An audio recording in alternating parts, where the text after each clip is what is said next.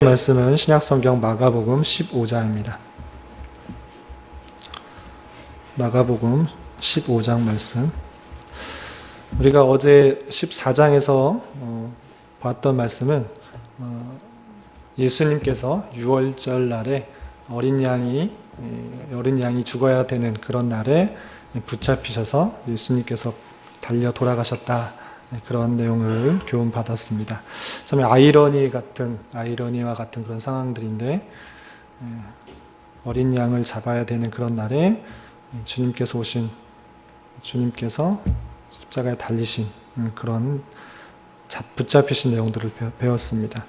15장 말씀은 그 붙잡히신 예수께서 실제적으로 십자가에 달려 돌아가시는 그런 내용들이 나옵니다. 앞부분에서는 빌라도에게 신문 받는 내용들, 가운데에서는 십자가에 달려 돌아가시는 내용들, 그리고 맨 마지막 부분에서는 십자가에 달려 돌아가시고 그 시체를 아리마대 사람 요셉이 시체를 장사하는 그런 내용들이 나옵니다. 좀 길지만 부분 끊어서 읽어보도록 하겠습니다. 먼저 1절부터 5절까지는 예수님께서 빌라도에게 신문을 받는 내용들, 빌라도에게 재판을 받는 내용이 1절부터 5절까지 나오는데요. 1절부터 5절까지 먼저 읽어보도록 하겠습니다. 새벽에 대제사장들이 즉시 장로들과 서기관들 곧 온 공회와 더불어 의논하고 예수를 결박하여 끌고 가서 빌라도에게 넘겨주니 빌라도가 묻되 내가 유대인의 왕이냐? 예수께서 대답하여 이르시되 내 말이 옳도다 하시매 대제사장들이 여러 가지로 고발하는지라. 빌라도가 또 물어 이르되 아무 대답도 없느냐? 그들이 얼마나 많은 것으로 너를 고발하는가 보라 하되 예수께서 다시 아무 말씀으로도 대답하지 아니하시니 빌라도가 놀랍게 여기더라. 아멘. 14장 후반부에 보면 먼저 대제사장들이 예수님께 질문을 하는 것을 보게 됩니다. 14장 62절에 60절부터 쭉 보면 네가 하나님의 아들이냐? 어떻게 그런 일들을 행할 수 있느냐? 이렇게 묻는 내용들이 나오고요. 예수님께서의 대답은 내가 그다.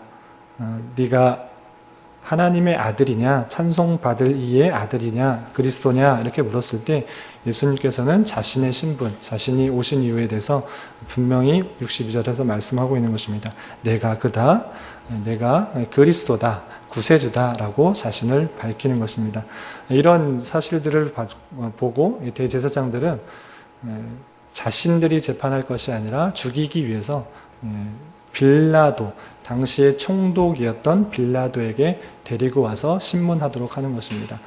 당시에 이스라엘은 주권이 없었기 때문에 로마의 통치를 받고 있는 그런 시기였기 때문에 로마에서 파송된 총독이 있습니다. 그 총독이 빌라도라는 사람이고요. 빌라도라는 사람은 로마에서 파송된 총독, 다스리는 그런 왕이었고요. 그 나라의 이스라엘 지방을 잘 아는 당시의 사람들이나 지역이나 문화들을 잘 아는 분봉왕을 세웠던 것이죠. 그래서 잘 아시는 헤롯 왕이라고 하는 것은 그 나라를 대신하여 다스릴 사람을 그 나라에서 뽑았던 것이고요. 그 사람이 헤롯이고요. 그것이 아니라 로마에서 실제적으로 직접적으로 죽이기도 하고 살리기도 하고 재판할 수 있는 권한을 또 총독을 파견해서 나라를 다스렸던 것을 보게 됩니다. 그래서 대제사장들 그리고 서기관들, 그 많은 종교 지도자들은 총독 빌라도에게 데리고 와서 예수님을 신문하는 것입니다.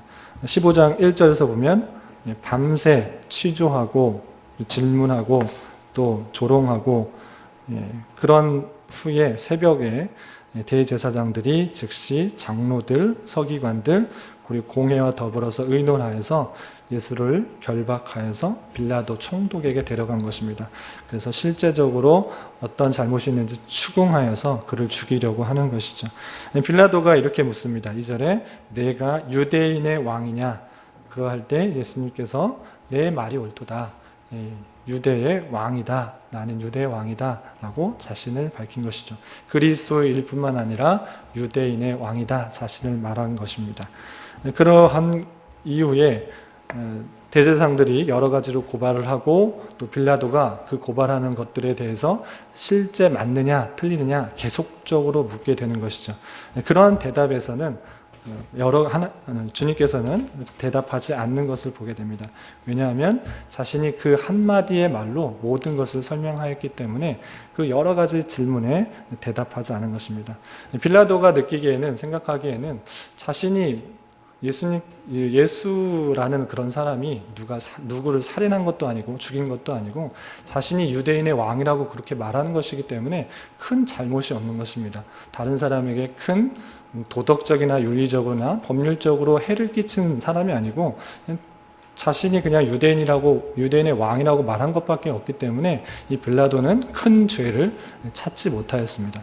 그렇지만 빌라도는 그것에 그치는 것이 아니라 수많은 군중들 그리고 예수를 고발하였던 대제사장들과 서기관들 그리고 공회의 사람들의 의견에 못 이겨서 휩쓸려서 그를 못 받게 하는 그런 장면이 계속 이어지게 됩니다.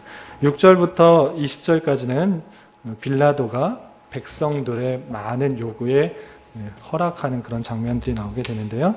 6절부터 20절 15절까지만 먼저 읽도록 하겠습니다.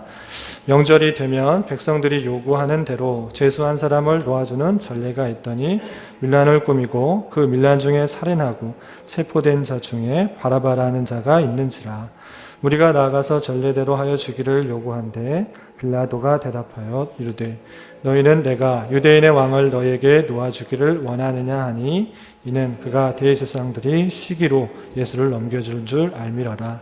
그러나 대제사장들이 무리를 충동하여 도리어 바라바를 놓아달라 하니 빌라도가 또 대답하여 이르되 그러면 너희가 유대인의 왕이라 하는 이를 내가 어떻게 하랴. 그들이 다시 소리 지르되 그를 십자가에 못 박게 하소서. 빌라도가 이르되 어찌 미냐 무슨 악한 일을 하였느냐 하니 더욱 소리 지르되 십자가에 못 박게 하소서 하는지라. 빌라도가 무리에 만족을 주고자 하여 바라바는 놓아주고 예수는 채찍질하고 십자가에 못 박히게 넘겨주니라. 빌라도는 예수님께서 아무 죄 없은 것을 알았습니다. 그래서 명절 때 우리나라도 8.15 사면 통해서 죄 있는 사람을 풀어주는 그런 일들이 있는 것처럼 유대에도 명절이 되면 그 죄인을 놓아주는 전례가 있었던 것입니다.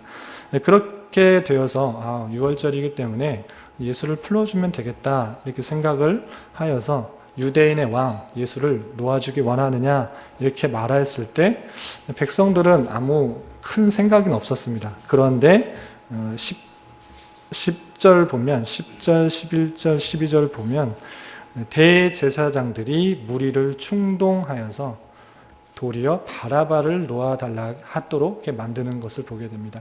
바라바는 위에 7절에서 보면 살인한 자였다라고 되어 있습니다.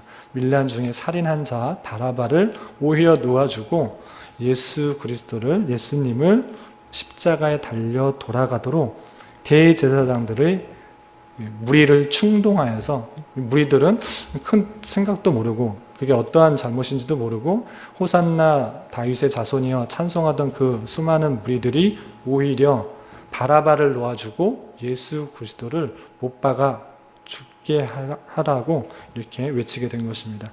수많은 사람들이 예수를 못 박고 바라바를 놓아달라 이렇게 외치자 빌라도는 또 자신의 소임을 감당하지 않고 아무 죄 없는 그 예수 그리스도를 무리의 요구대로 무리를 더 많은 사람의 무리의 요구를 응답하기 위해서 십자가에 못 박히게 넘겨주는 그런 일들을 벌이게 되는 것입니다.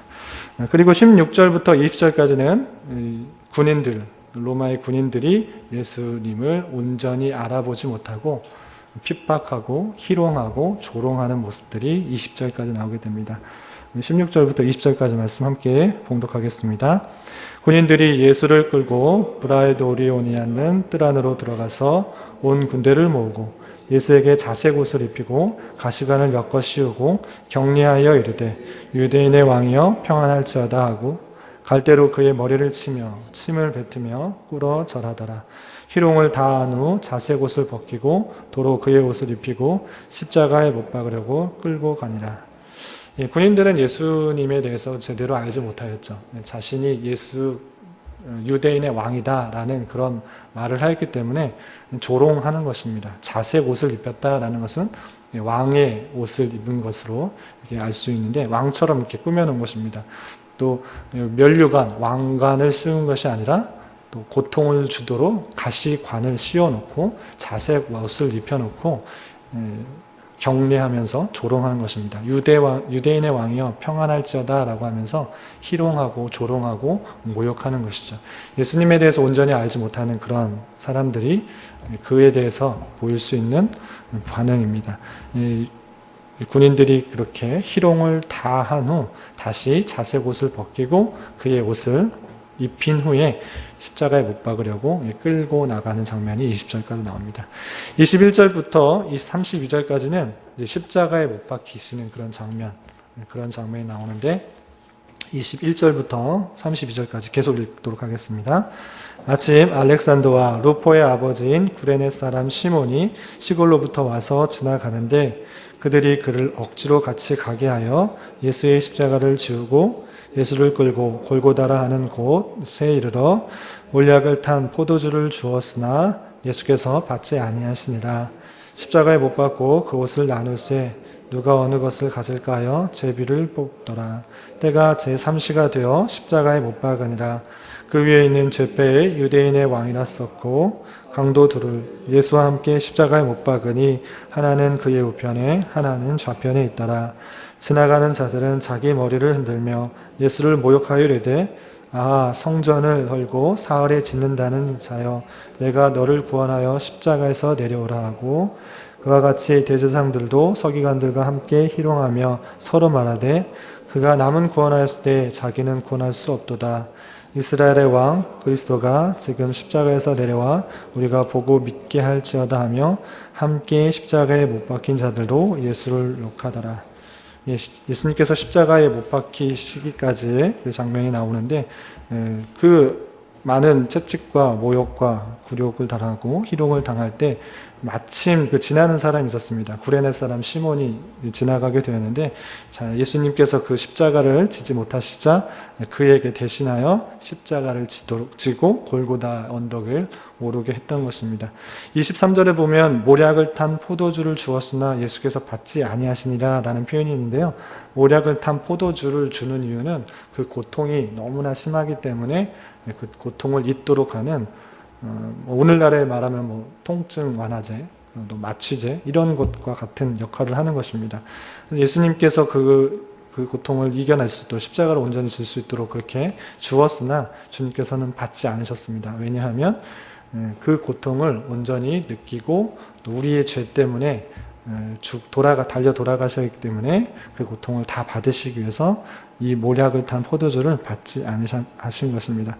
그리고 십자가에 못 박고 그 옷을 나눌세라는 그런 표현들이 있는데 제비 뽑아서 주님께서 입으신 옷을 나누는 것을 보게 되는데 이것도 구약에 예언된 내용들이 응하게 되는 것을 볼 수 있습니다. 그리고 25절을 보면 제3시가 되어 십자가에 못 박으니라 되어 있는데요. 이 제3시라는 것은 유대인의 시간은 해 뜨는 시간을 기준으로 하고 있습니다. 해 지는 시간과 해 뜨는 시간을 기준으로 하고 있기 때문에 해 뜨는 시간, 그러니까 6시 정도가 제1시가 되는 것입니다. 그래서 제3시라는 것은 오늘날의 시간으로 말하면 9시, 오전 9시 정도가 되는 것이죠. 9시 정도에 재판이 다 끝나고 희롱도 다 받으시고 이제 언덕에 오르시고 9시 정도 되었을 때 십자가에 못 박히게 되는 것입니다. 못 박혔을 때 수많은 사람들이 모욕을 하는 것이죠. 다른 사람들은 구원한다고 하지만 너는 왜 구원 못하느냐? 네가 정말 구원자라면 내려와 보라. 이렇게 조롱하고 욕하고 하는 모습들을 보게 됩니다. 33절부터 41절까지는 십자가에 달려 돌아가시고 그 이후에 어떤 일이 있었는지 그리고 올라가시다가 숨지시는 숨지시는 장면이 설명되게 됩니다. 33절부터 41절까지 함께 봉독하겠습니다. 제6시가 되매 온 땅에 어둠이 임하여 제9시까지 계속하더니 제9시에 예수께서 크게 소리 지르시되 엘리 엘리 라마 사박다니 하시니 이를 번역하면 나의 하나님 어찌하여 나를 버리셨나이까 하는 뜻이라. 곁에 섰던 자 중 어떤 이들이 듣고 이르되 보라 엘리야를 부른다 하고 한 사람이 달려가서 해면에 신 포도주를 적시어 갈대에 끼어 마시게 하고 이르되 가만두라 엘리야가 와서 그를 내려주나 보자 하더라. 예수께서 큰 소리를 지르시고 숨지시니라. 이에 성소 휘장이 위로부터 아래까지 찢어져 둘이 되니라. 예수를 향하여 섰던 백부장이 그렇게 숨지심을 보고 이르되 이 사람은 진실로 하나님의 아들이었도다 하더라. 멀리서 바라보는 여자들도 있었는데 그 중에 막달라 마리아와 또 작은 야고보와 요새의 어머니 마리아와 또 살로메가 있었으니 이들은 예수께서 갈릴리에 계실 때에 따르던 섬기던 자들이요 또 이에 예수와 함께 예루살렘에 올라온 여자들도 많이 있었더라. 33절 보면 제6시가 되매 온 땅에 어둠이 임하여 제9시까지 계속하더니 되어 있는데 아까 말씀드린 것처럼 제6시라는 것은 6시간을 이렇게 더하면 12시가 되는 것입니다. 그래서 12시부터 오후 3시까지 제9시까지니까 오후 3시까지 어둠이 임하였다. 제일 낮이 빛이 제일 밝은 그때에 예수님께서 달리시고 12시부터 3시까지 어둠이 임하는 것을 보게 됩니다. 그리고 제9시쯤에 엘리 엘리 레마 사막다니 나의 하나님 어찌하여 나를 버리셨나이까 하면서 그 고통이 얼마나 큰지를 보면서 숨을 거두시는 그런 모습을 보게 됩니다.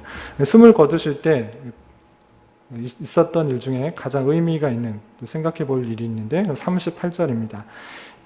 숨이 지시고 난 후에 어떤 일이 있었는가? 38절 이에 성소 휘장이 위로부터 아래까지 찢어져 둘이 되니라. 갑자기 성소 휘장이 나오고 그것이 둘이 됐다라는 그런 표현이 나올까 생각할 수 있는데요.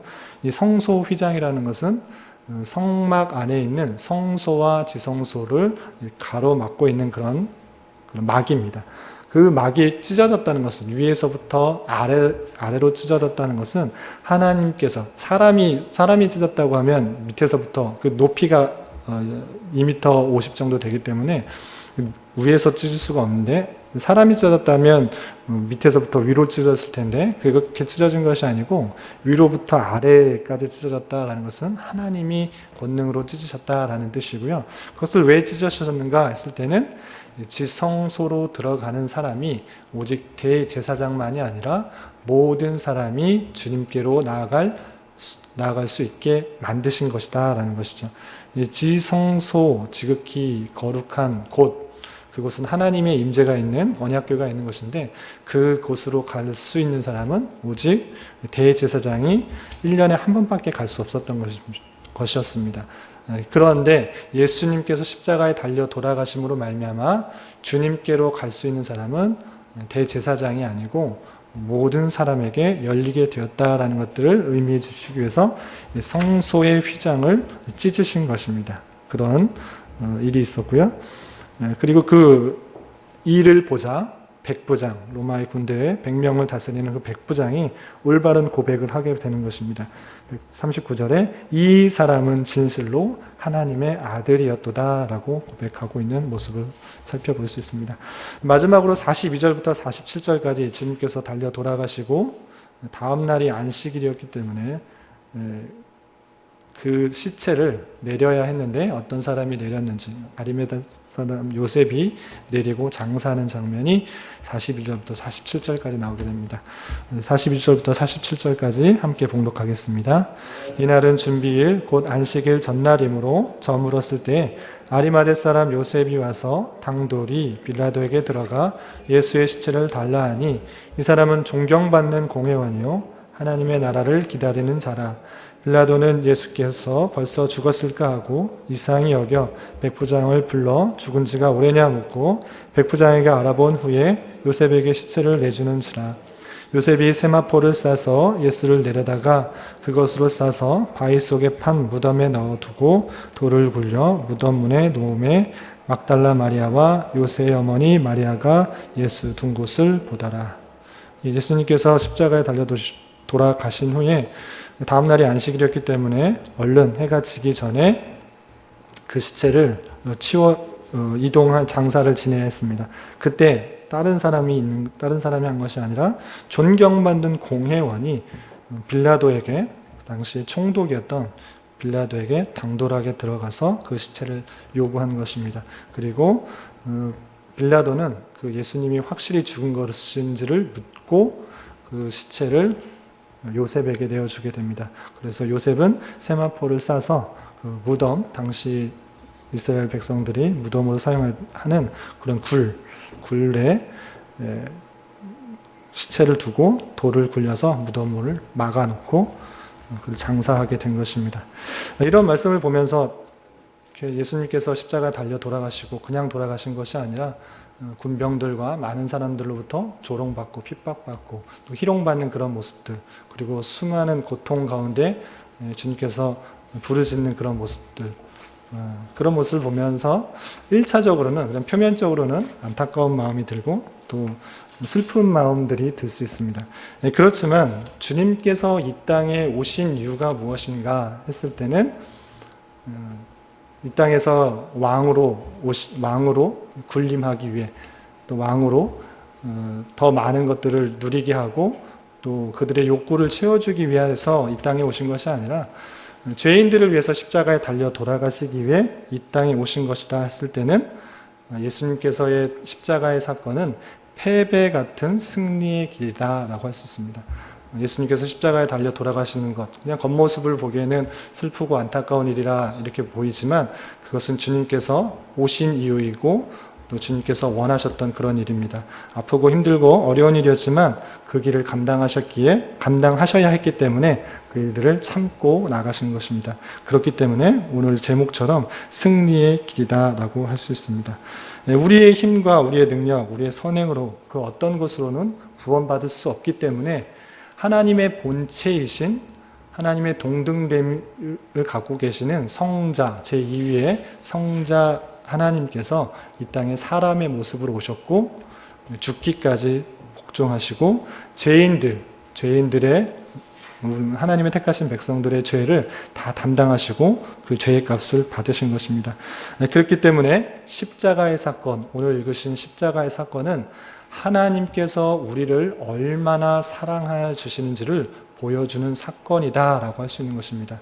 우리의 능력으로, 우리의 선행으로, 우리의 어떤 것으로는 구원받을 수 없기 때문에 하나님께서 당신의 독생자, 성자를 이 땅에 오시게 하셨고 또 우리의 모든 죄를 위해서 십자가에 달려 돌아가신 그 사건을 보면서 우리는 무엇을 확인해야 되느냐? 하나님께서 우리를 얼마나 사랑하시는지를 보여주는 것이다 라고 할 수 있는 것입니다. 이 사건에 대해서 로마서 5장 8절에서는 이렇게 설명하고 있는 것입니다. 우리가 아직 죄인 되었을 때 그리스도께서 우리를 위하여 죽으심으로 하나님께서 우리에 대한 자기의 사랑을 확증하셨느니라.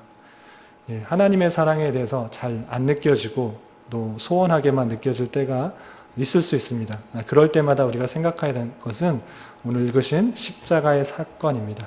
하나님께서 우리를 얼마나 사랑하셨는지 우리가 어떤 선행이나 노력이나 잘해서가 아니라 우리가 여전히 죄 많고 허물 많고 연약하지만 우리를 먼저 사랑하여 주시고 또 먼저 찾아와 주셔서 십자가에 달려 돌아가심으로 하나님께서 우리를 얼마나 사랑하시는지를 확증하였다라는 그런 사실을 믿고 하나님의 그 사랑들을 늘 기억하면서 감사할 수 있어야 될 것입니다.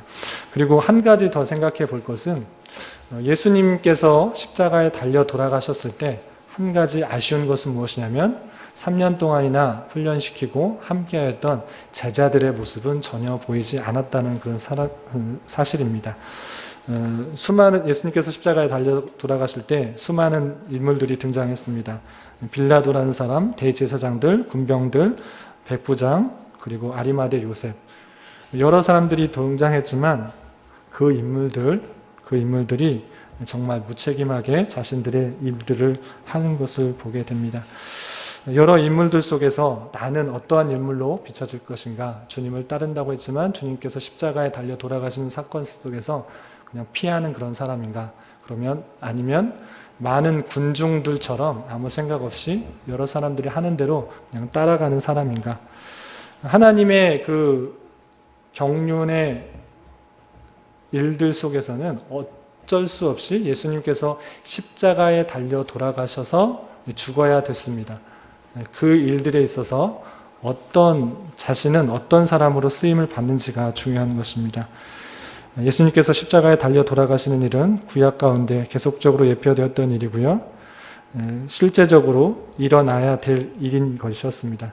그러나 중요한 것은 그런 하나님의 뜻 가운데 어떠한 인물로 쓰임 받느냐일 것입니다. 우리는 하나님의 뜻 가운데 다양한 도구로 쓰임 받게 될 것입니다. 그러할 때 악한 도구로 쓰임 받는 것이 아니라 선한 도구로 쓰임 받는 은혜가 있어야 될 것입니다. 존경받는 사람이었던 아리마대 요셉, 그가 당돌하게 빌라도에 가서 예수님의 시체를 요구한 것처럼 우리가 하나님을 또 영화롭게 하고 또 하나님의 일들을 할 때 악한 도구로 쓰임 받는 것이 아니라 빌라도처럼 또 대제사장들처럼 군병들처럼 악한 도구로 쓰임 받는 것이 아니라 선한 도구로 쓰임 받는 그런 은혜가 있어야 될 것입니다. 하나님의 뜻을 잘 알고 깨닫는 자로서 악한 도구가 아니라 선한 도구로 쓰임 받는 그런 은혜가 있기를 주님의 이름으로 부탁을 드리겠습니다. 기도하겠습니다. 하나님 아버지 감사합니다. 오늘 말씀을 통해 예수님께서 십자가에 달려 돌아가실 때 어떠한 일이 있었는지에 대해서 살펴보았습니다. 예수님이 누구신지 모르고 죽이려고 하는 제사장들과 자신의 책임을 멀리하고 무리의 인정만을 받기 위한 빌라도의 모습들, 대제사장들의 충동에 휩쓸려 예수님을 죽이라고 외치는 백성들의 모습을 보면서 그러한 모습이 우리의 모습은 아닌지 되돌아봅니다. 주님의 뜻을 온전히 잘 분별하고 깨달아 주님의 선한 도구로 쓰임받는 은혜가 있게 해주시고 십자가 대속의 사랑을 깨달은 자로서 늘 감사하면서 주님께서 보여주신 길을 잘 따르는 제자의 삶을 살아갈 수 있도록 인도하여 주시옵소서. 오늘은 특별히 우리나라에 자유를 허락하여 주신 광복절입니다. 주님께서 주신 광복에 대하여 다시 한번 감사하며 역사의 교훈을 잘 되새겨 잘못된 전철을 밟지 않고 이 나라와 이 땅에 주님의 긍휼만이 넘치는 나라 될 수 있도록 인도하여 주시옵소서. 몽골 비전 트립을 마치고 돌아오는 발걸음 가운데 함께해 주시고 평안한 쉼을 주시며 듣고 보고 깨달은 은혜를 온 교회에 전하여 선한 영향력을 비출 수 있도록 인도하여 주시옵소서. 중고등부 비전 MT와 청년부 MT 가운데에서도 함께해 주셔서 안전하고도 또 즐겁고 유익한 시간이 될 수 있도록 은혜 내려 주시옵소서.